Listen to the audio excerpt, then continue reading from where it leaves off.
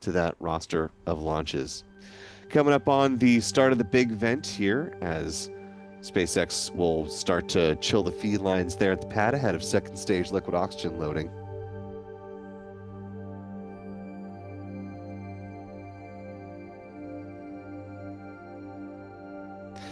As channel member Joe Piano notes in the live chat, this will be a northeasterly trajectory mission, so nice change of pace for our friends who are up along the eastern coast of the United States. Given the time of day, it may not be the easiest mission to spot, but hopefully you'll get a decent view of the Falcon 9 rocket as it makes its ascent.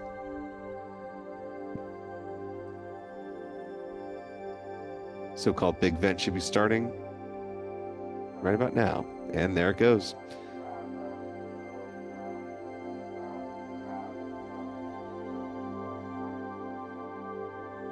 Hearing an intercom announcement from over at the vehicle assembly building. With this vent underway, it's a good visual indication that SpaceX is moving along on time as expected. And again, this venting will last until about T-minus 16 minutes and 30 seconds ahead of second stage LOX load beginning at the 16-minute mark.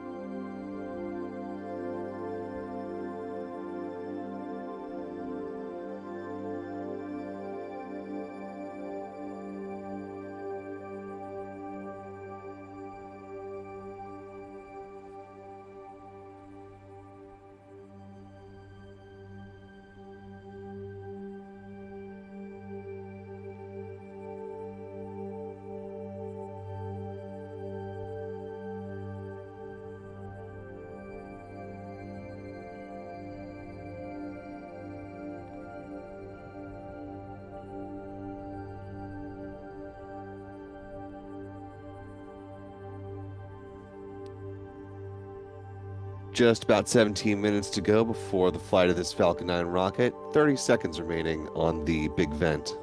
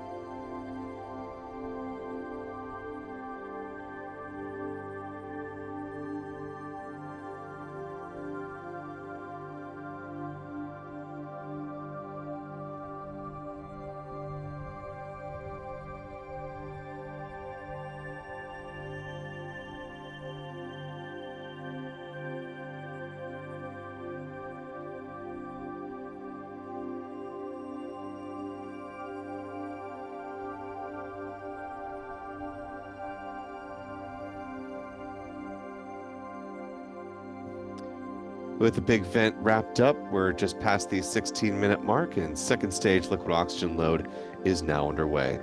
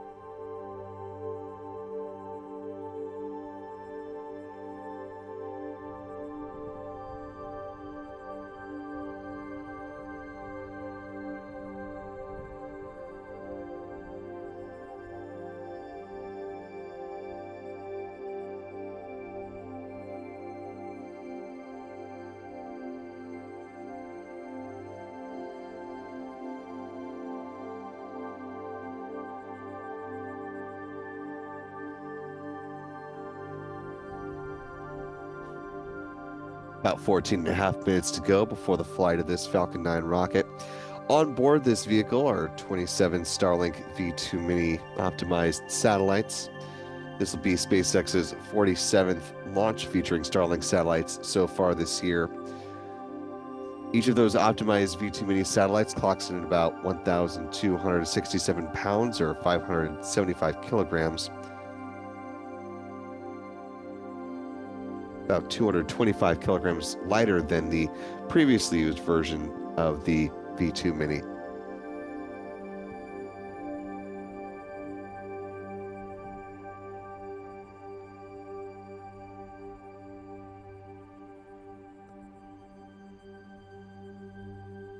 SpaceX anticipates deploying the Starlink satellites currently encapsulated in the payload fairings at the top of the rocket stack just about an hour and 4 minutes after liftoff today. So look for a confirmation from SpaceX shortly after that point on their social channels.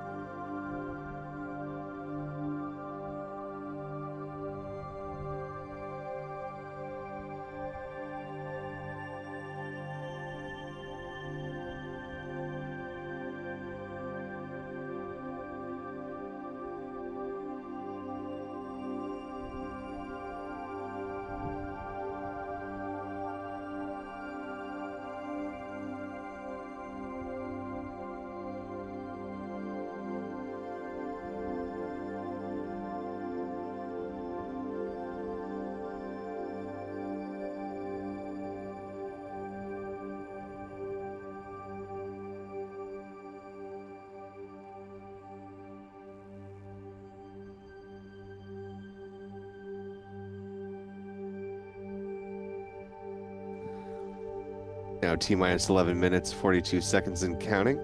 Got some folks starting to gather out on the press lawn here of the Kennedy Space Center Pad 39A site. Eagerly awaiting the launch of this Falcon 9 rocket, as are we. Before we go ahead and see the next flight of a Falcon 9, let's go ahead and take just a few minutes and talk about the workhorse vehicle for SpaceX.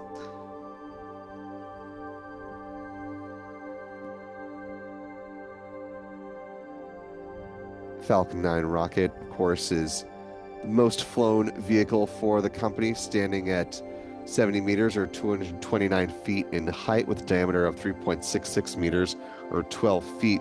The majority of that is made up by the vehicle's booster stage. This, as we mentioned earlier in the broadcast, is B-1080, which is flying for a 19th time. At the base of the first stage are 9 Merlin engines, which burn a rocket-grade kerosene and liquid oxygen, producing 1.7 million pounds of thrust. Around the engine compartment are black carbon fiber landing legs that are used to land the first stage on the drone ship. Today, SpaceX will be using Just Read the Instructions. Above the first stage is the vehicle's inner stage. This is a composite structure consisting of an aluminum honeycomb core, which is surrounded by carbon fiber. In that image on the right-hand side of your screen, you can see the deployable hypersonic grid fins. These are titanium winglets that provide stability and steering for the vehicle as it comes back through the atmosphere, tail first like a big old dart heading towards the drone ship. At the top of the inner stage are 3 mechanical latches which attach to the vehicle's second stage. At first stage main engine cutoff, high pressure helium is used to release those latches, and 4 pneumatic pushers ensure clean separation. Also, the second stage engine nozzle is housed safely inside the inner stage adapter until the point of stage separation. Speaking of that second stage, the upper stage of the Falcon 9 rocket, powered by a single modified Merlin engine, which is referred to as the Merlin vacuum engine, or an MVac engine. It's equipped with a large nozzle, which is optimized for burns in the vacuum of space, hence the name. It produces more than 220,500 pounds of thrust, and today it will be fired twice to place the 27 Starlink satellites into their intended orbit. Following the deployment of those Starlink satellites, there will be one final burn to deorbit the upper stage, driving it back into the atmosphere where it will burn up and help eliminate the risk of creating any unnecessary space debris on this mission. Finally, at the top of the Falcon 9 stack are the payload fairings, which currently encapsulate the 27 Starlink satellites. These fairings are made up of a carbon composite material and stand 13.1 meters or 43 feet in height, and are 5.2 meters or 17.1 feet in diameter. As is the case with the booster, SpaceX also intends to recover the fairings, which, following atmospheric reentry, will splash down finally under the support of steerable parachutes to make their final journey back to Earth. They'll be scooped out of the waters of the Atlantic Ocean, brought back through Port Canaveral, and then turned over to the Hangar X site here at the Kennedy Space Center, where they will be refurbished and turned around for future missions.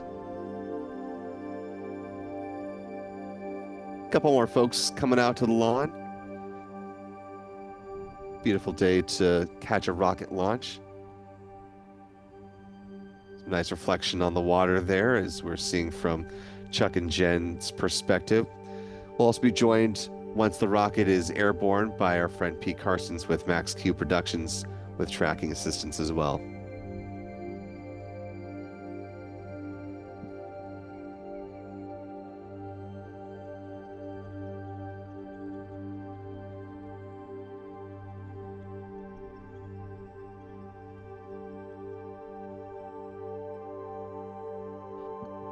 Just about 7.5 minutes before takeoff, in less than 30 seconds now, SpaceX will start flowing a little bit of liquid oxygen through the plumbing and turbo pumps for the engines of the booster stage. That will help protect them from the risk of thermal shock and damage during startup.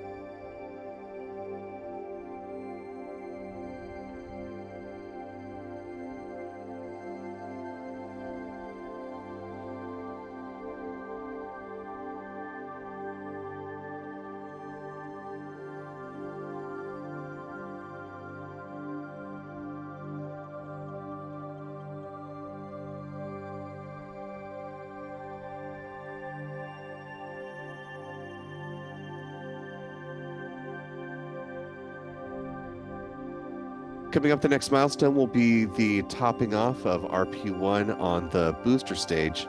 As we're getting ready to see this Falcon 9 fly, we've talked about the vehicle itself, the booster history. Let's talk about where this rocket is going to be flying, since they have the opportunity to talk about a trajectory not often flown supporting the Starlink constellation.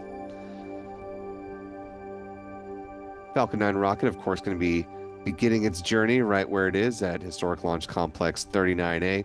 Once it is airborne, it will be flying in a northeasterly trajectory along the eastern coast of the United States.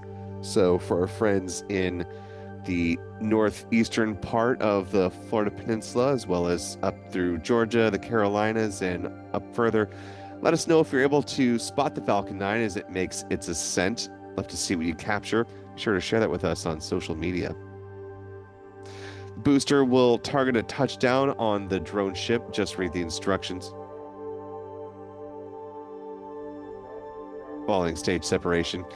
As we mentioned as well with the payload fairings, following their separation, about 3 minutes into the flight, they will fall down to the waters of the Atlantic Ocean at their conclusion, supported by steerable parachutes.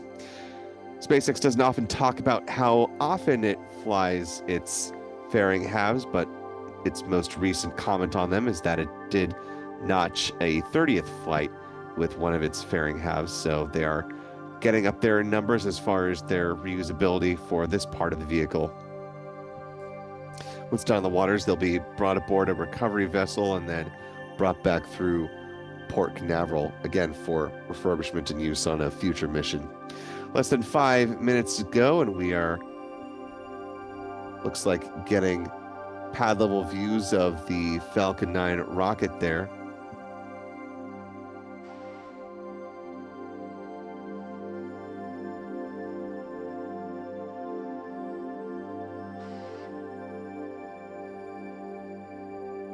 Strong back retract has started.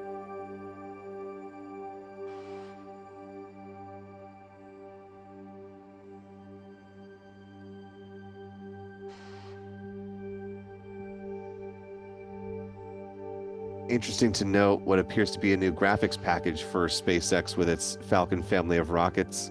A different style of countdown clock than we've seen from them before.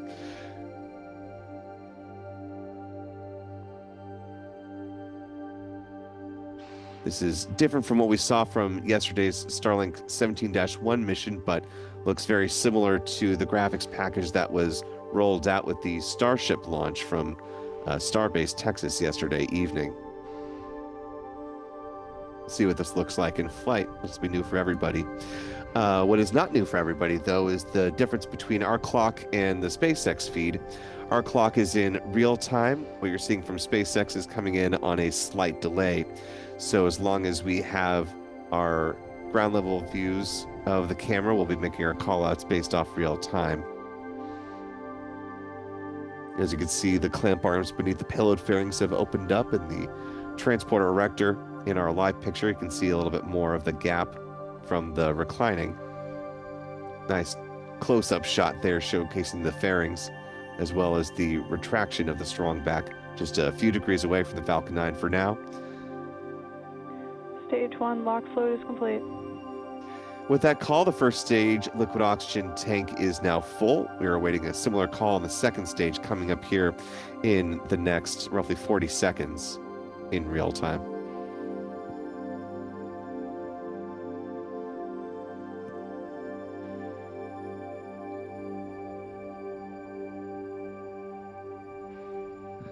As we come into the final minutes of the count, want to welcome a new channel member, Michael Williams, joining us with membership at the mission specialist level.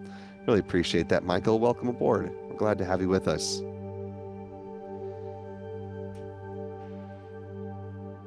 And glad to see the more than 6,400 of you who are watching with us live.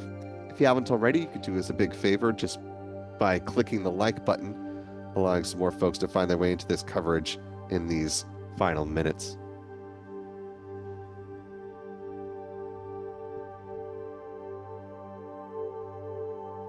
Stage 2 lock float is complete.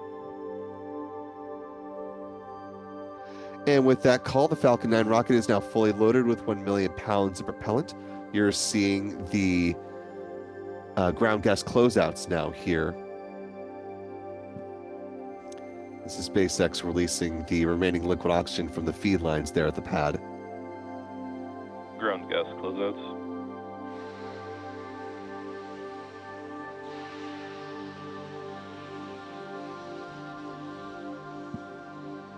Coming up on the final minute before flight, we'll shortly hear a call for the Falcon 9 being in startup.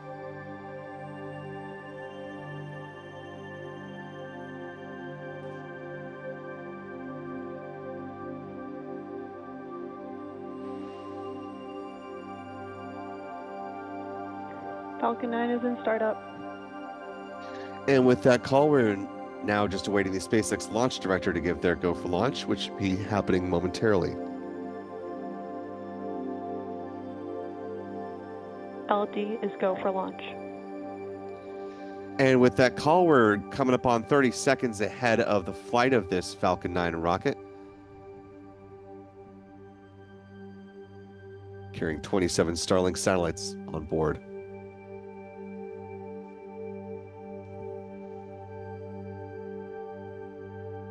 "15 seconds. And here we go.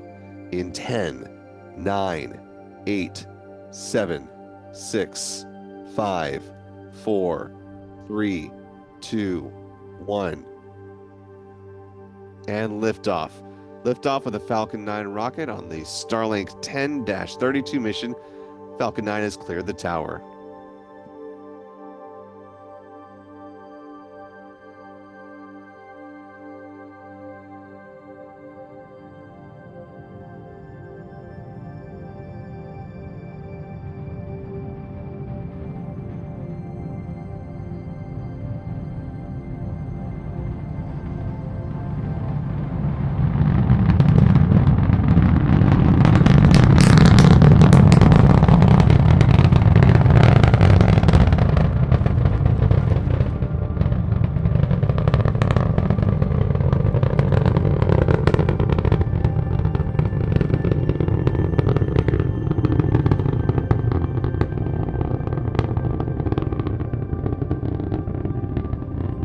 And some great tracking views from our team as the rocket continues to climb away from Florida's Space Coast. Coming up, teams will be throttling down as it passes through Max Q. Nice little ring there.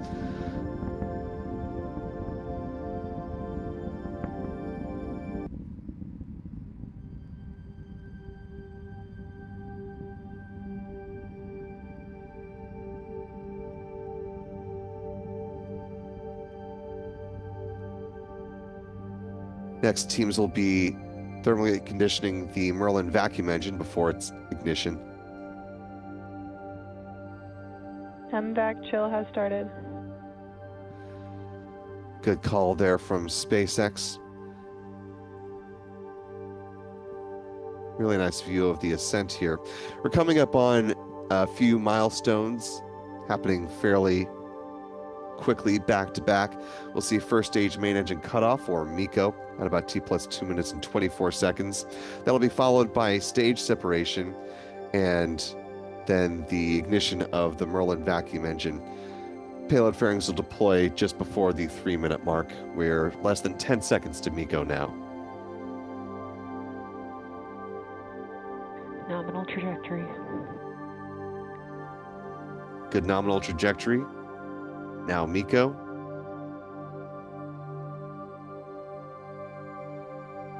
Stage separation.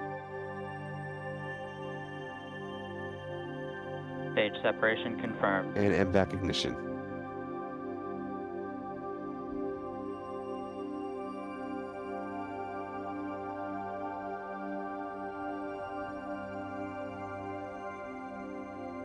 MVAC startup.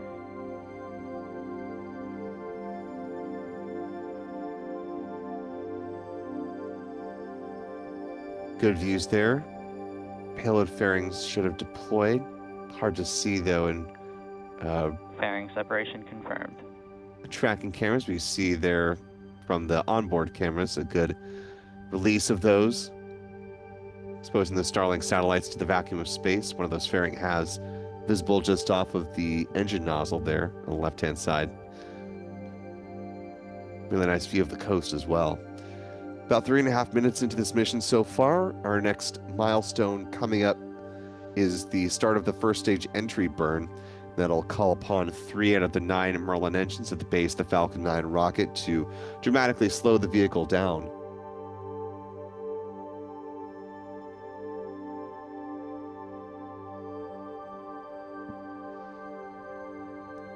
That entry burn will last about 27 seconds in total.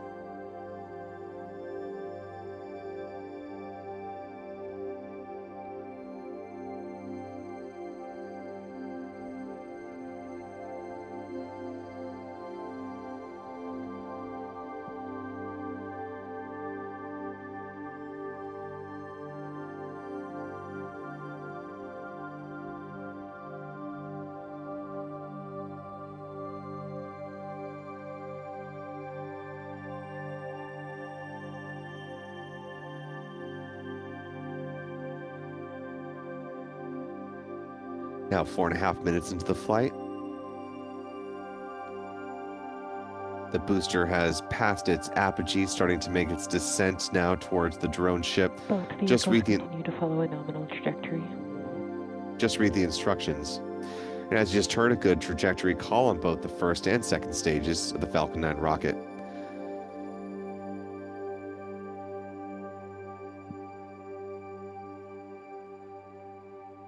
We're just a minute away from the start of the entry burn based off the SpaceX timeline. We'll continue to scan the skies with our tracking cameras to see if we can spot the entry burn from the ground, but given how bright it is right now, it may be a bit too difficult to spot, but we'll do our best.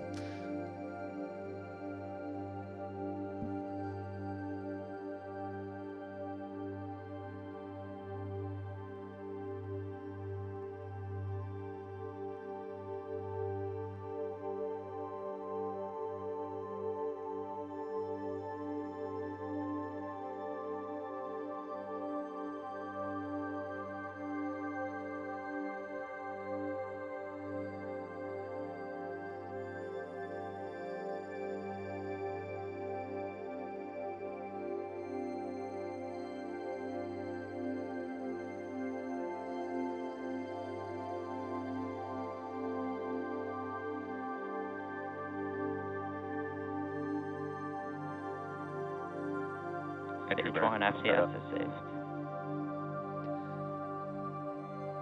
A little bit of cross chatter there, but you can see the entry burn is underway, and a nice visual of the engines that are currently burning on the first stage.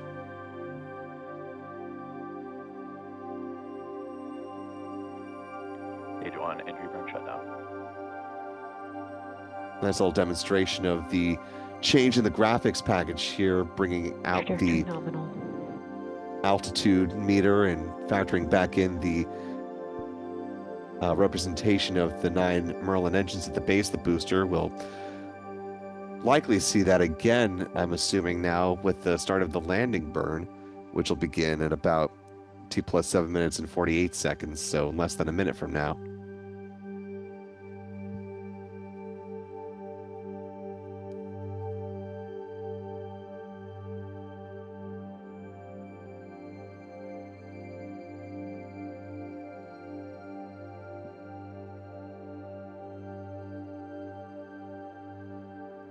Stage 1, transonic.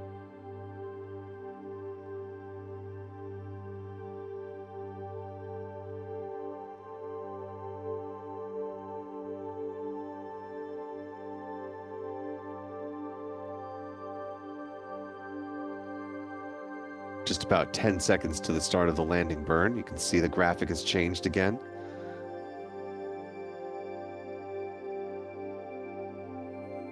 Stage 1, landing burn.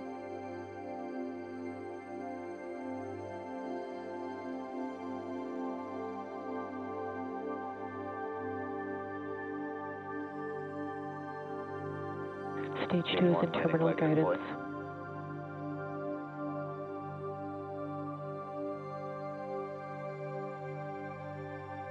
Stage And a 1, good landing landing confirmed. for our 19th time of B1080.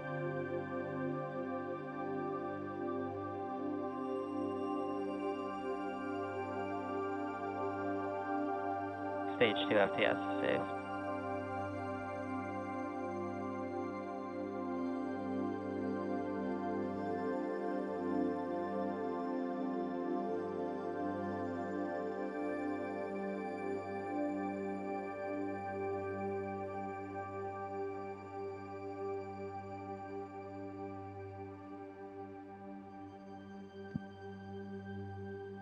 And we just saw the graphic for Seco